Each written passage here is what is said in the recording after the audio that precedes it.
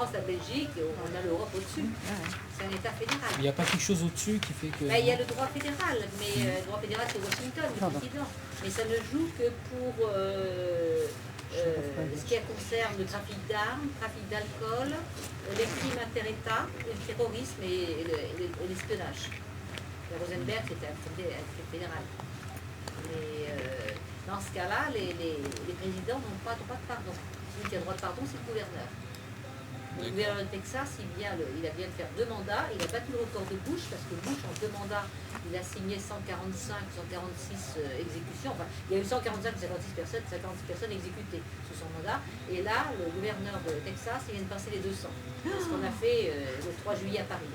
La coalition de Texas a demandé à bien manifester avec nous à Concorde, et nous, bien sûr, que les 3 début sur le Pelletier, nous, Concorde, c'est le point de rassemblement.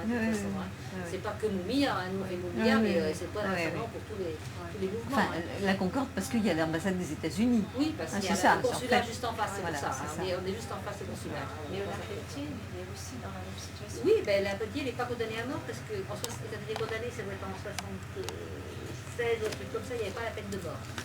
Mais lui, par contre, aurait pu être pardonné par Clinton. On pensait que Clinton le pardonnerait. On pensait que Clinton le pardonnerait. C'était de son ressort et Clinton n'a pas pardonné. Ils sont pour la peine de mort. Clinton aurait été pour la peine de mort. Alors qu'Obama est beaucoup plus... Enfin, il le dit bien dans la préface de... La seconde préface de son premier bouquin, Faith of My Father, qui était réédité en 2004, il a fait une seconde préface. Il dit bien que ces deux préoccupations majeures, c'est pas une sécurité sociale pour tous et qu'il n'y ait plus d'innocents exécutés. Ce qui ne veut pas dire que contre la peine de mort. Oui, Katis et Willie Horton non plus, mais qu'il ne veut plus d'innocents exécutés. Mais quand vous dites innocents exécutés, ils sont vraiment innocents? Je veux dire, oui, il y a après un très gros pourcentage. Oui, ça fait partie des pertes, ça s'appelle des pertes.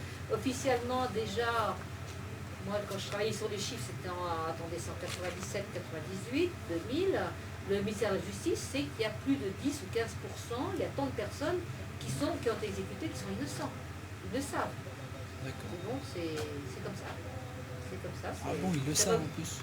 Oui, ils le savent. C'est ce que tu disais, c'est-à-dire que la forme étant respectée... En 93, ils ont exécuté Lionel Herrera, ils savaient qu'il était innocent, mais la Cour suprême avait dit que son procès était déroulé conformément au droit. C'est pas la recherche de la vérité, c'est la recherche de la forme. C'est un pays complètement institutionnel. Et ça, si vous relisez Tocqueville, c'est facile à lire Tocqueville, parce qu'on prend vous regardez dans L'avenir des 3 races, dans son chapitre des 3 races, il explique parfaitement, et ça j'étais bleu en le lisant, parce que je lisais en 33, 34, Tocqueville, ou 36 maximum, il explique exactement comment les Américains commettent un génocide en respectant exactement le droit. Ça, il dit les Espagnols, ils ont fait des atrocités, tout le monde le sait, mais néanmoins ils n'ont pas exécuté complètement les Indiens, les Mexicains, etc. Ils se sont mélangés à eux, faire une nouvelle race en fait. Et les Américains conduisent un parfait génocide en respectant parfaitement le droit, de façon complètement institutionnelle. Et ça, c'est pas la force, c'est la perversion des Américains. La perversion des Américains. Ah, mais le droit peut être injuste. Hein. De toute façon, les lois, ils l'utilisent complètement. Voilà, ils l'utilisent et... Ils l'utilisent. C'est ce que disent tous les militants du service américain, le droit n'est pas la justice. Le droit, c'est pas la justice, tout à fait. Et en plus de ça, vous avez quand même 3200 condamnés à mort. Là-dedans, il y a 51 femmes. Vous avez aussi 2 200 000 personnes emprisonnées. Et pareil, avec un taux de minorité ethnique de 40%. Alors qui représente le latino 13%, et les noirs sont tombés à 11,2%, je crois. 12,8%. 12,8%. Et les latinos, pour la première fois, sur la première minorité ethnique, sont à 13%. Les noirs à 12,8% à peu près. Et puis les Amérindiens, 2%, qui sont aussi... Donc c'est les minorités qui se font le plus exécuter. Bien sûr. C'est du génocide. Ah bah c'est ça. Donc ça prouve ce que ça... Vraiment, les chiffres parlent d'eux-mêmes en fait. C'est pour ça que moi je propose qu'au prochain congrès mondial, tous les gens qui veulent, on prenne la table sur la discrimination raciale, parce que la peine de mort, c'est une discrimination raciale. 2 200 000 discrimination systémique. emprisonnés. Ils représentent à c'est des chiffres, évidemment, il faut toujours faire attention aux chiffres. Hein. C'est les chiffres de Glenn Harry. 5% de la population mondiale, 25% de la population carcérale dans le monde. Donc même si on sait que les chiffres, bon, en Chine, ils déclarent pas tout, etc., mais de 5 à 25%, même s'il y a, ça représente quand même la première population carcérale au monde. Ils étaient les troisièmes après l'Amérique du Sud et l'URSS. Les deux pays sont tombés, maintenant ils sont numéro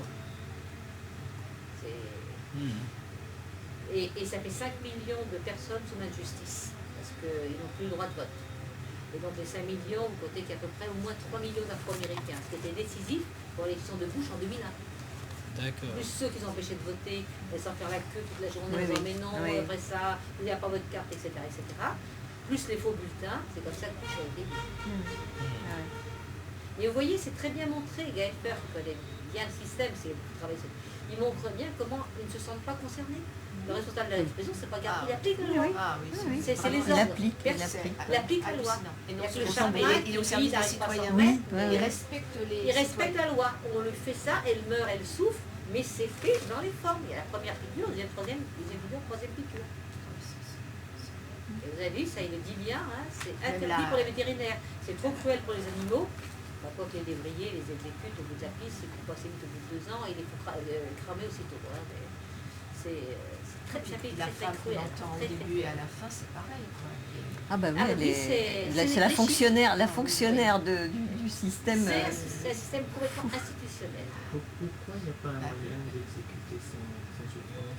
Parce qu'en fait, avant c'était la chaise électrique. Enfin, aux États-Unis, il y a toujours la chaise électrique, la chambre à gaz, en Californie, ça existe toujours, le couteau d'exécution, la pendaison et l'injection létale.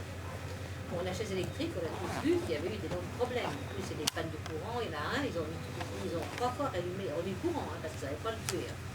La chaise électrique, on le voit dans Hurricane Carter, hein, il en parle, il ne veut pas s'asseoir à l'envoyer à la chaise, etc. On sait que c'est quand même assez atroce parce qu'il ne meurt pas tout de suite, etc. Donc c'est un gardien bien intentionné qui a voulu remplacer la chaise électrique par autre chose.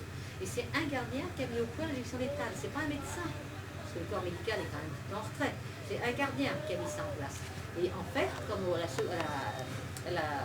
première piqûre, théoriquement, ça sensibilise, on n'est pas sûr, ils le disent tous, on voit bien dans le film sur le mien aussi, il y a une étude complètement, et après ça paralyse. En fait, ils asphyxient.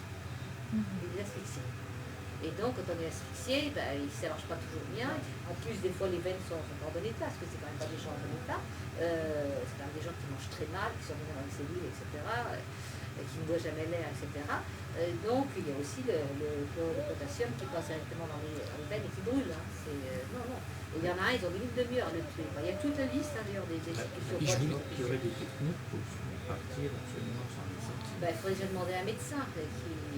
Mais le problème, c'est qu'ils trouvent que ça prend plus de temps. Parce que pour les animaux, on arrive à les endormir et après les tuer pendant leur sommeil. Mais ça met une demi-heure. Alors là, en 3 minutes, normalement, c'est réglé. Est-ce qu'il existe des États qui pratiquaient la peine de mort et qui ont cessé de la pratiquer? Il y en a pas mal. Et est-ce qu'il y en a beaucoup qui ont cessé de... Il y a encore le New Mexico qui vient de mettre en moratoire sur la peine de mort, le New Jersey aussi, mais c'est surtout pour des raisons financières. Parce que la peine de mort coûte jusqu'à 8 fois plus cher qu'un emprisonnement à vie. Il y a combien d'États aux États-Unis qui la pratiquent? Alors je crois qu'on en est arrivé à 13 ou 14, je crois, qui n'ont plus la peine de mort. D'accord. Et est-ce que ça a fait la preuve que ça diminué non, que ça a augmenté, au contraire. Que si tu supprimes la peine, puisque un des arguments, c'est de dire...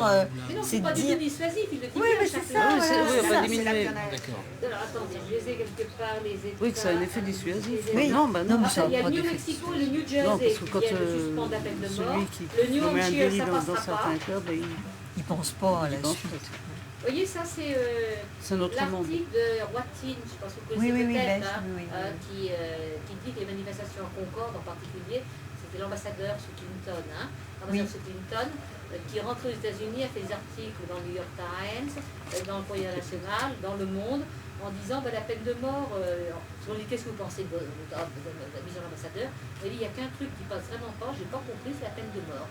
Moi je ne me suis jamais posé la question, je me suis dit bon, je me réfléchis, mais ils ont tellement fait l'opposition constante que maintenant je me pose des questions sur la peine de mort. Ah, c'est bien. C'est quand même pas mal. Avoir fait évoluer un ambassadeur des États-Unis. Voilà, donc c'est Watin, bon, il connaît